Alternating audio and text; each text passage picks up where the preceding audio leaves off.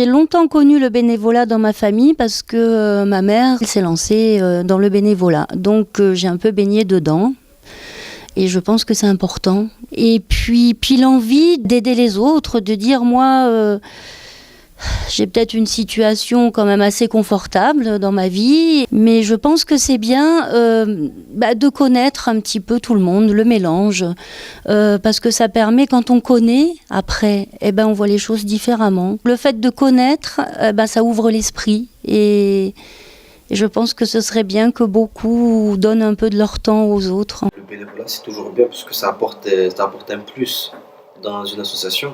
On les aide et aussi, eux aussi nous aident en contrepartie parce que en étant bénévole, on va développer quelque chose qu'on n'avait pas. Je suis rentrée au conseil d'administration pour 2 raisons. La première, déjà je me disais je vais mieux comprendre comment fonctionne un centre parce que je ne connaissais pas avant, donc là je découvre petit à petit comment ça tourne.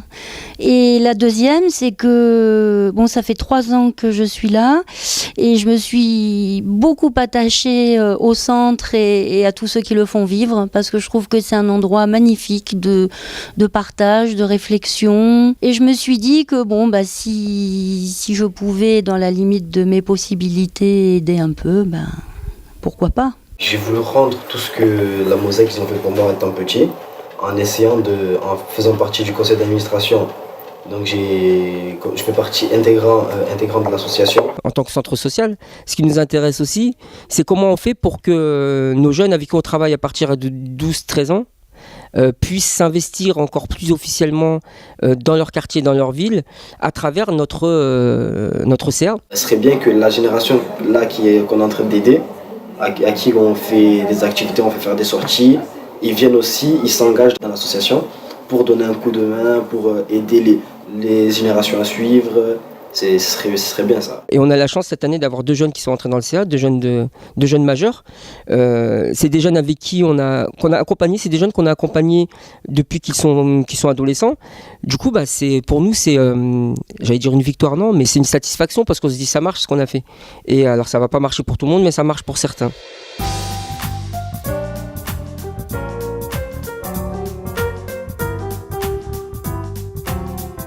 Pour ma part, depuis pas mal d'années que je travaille dans le milieu, on nous parle beaucoup de citoyenneté, on nous parle beaucoup d'implication des jeunes, etc., etc.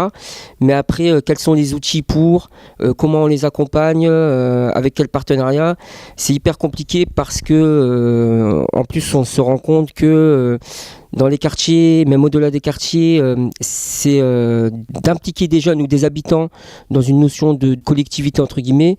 C'est pas facile. Beaucoup sont sur l'individuel, beaucoup sont sur qu'est-ce qu'il peut y avoir pour moi et pas forcément pour les habitants, pour mon quartier, etc. Les jeunes travaillent aussi sur une maquette de leur quartier. L'idée, c'est de représenter leur quartier à partir d'une maquette et d'en faire une deuxième avec ce qu'ils aimeraient. Du coup, il y a eu un gros travail de fond sur le quartier, à base de photos, de recherches documentaires, etc. Toutes ces recherches vont permettre aux jeunes de pouvoir à un moment donné interpeller les instances, notamment les élus, le maire, expliquer voilà mon quartier, voilà ce que je veux aujourd'hui dans mon quartier, mais voilà ce qu'on aimerait parce qu'on est dans le on. C'est à un moment donné, c'est comme je disais tout à l'heure, c'est comment leur donner les moyens de s'exprimer, d'exprimer leurs attentes.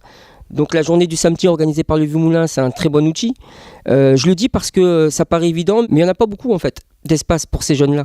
Ou alors c'est des espaces qui vont être fermés, qui vont être très marqués officiellement.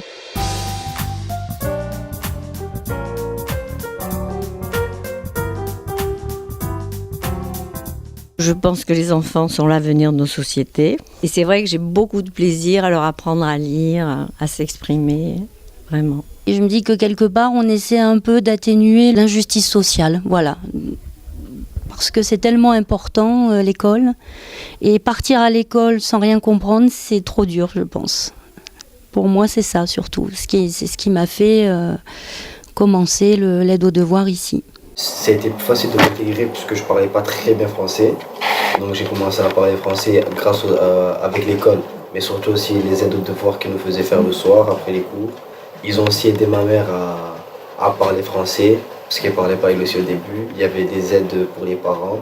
Donc je viens le mardi et le jeudi. Et ce qui est bien aussi, je trouve, c'est que en dehors des devoirs, parce qu'il n'y en a pas toujours beaucoup, des fois, c'est qu'après, on prend des jeux, des livres, où on discute pour essayer d'éveiller un peu leur curiosité. On leur apprend à réfléchir, à essayer de trouver eux-mêmes la solution au problème. Ça, pour eux, c'est gratifiant aussi de se dire, bah tiens, j'ai trouvé tout seul. Grâce à ça, on a pu réussir en quelque sorte pour l'instant dans ce qu'on fait.